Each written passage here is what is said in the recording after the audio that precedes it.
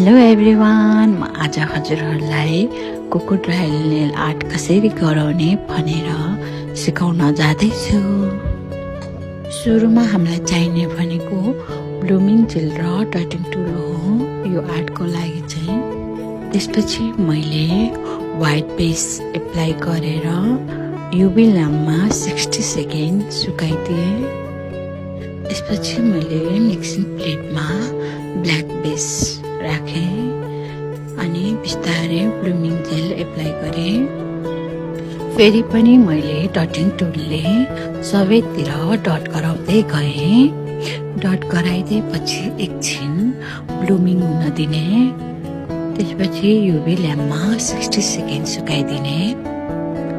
60 second सुकाइदिएपछि चाहिँ हाम्रो लास्टमा पालो आयो हाम्रो टप कोट बिस्तारै एप्लाई गर्ने। टप कोट एप्लाई गरेपछि 120 युभी ल्याम्पमा फेरि पनि सुकाइदिने।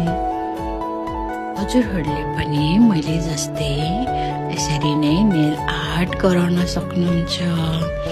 Thank you for watching my video.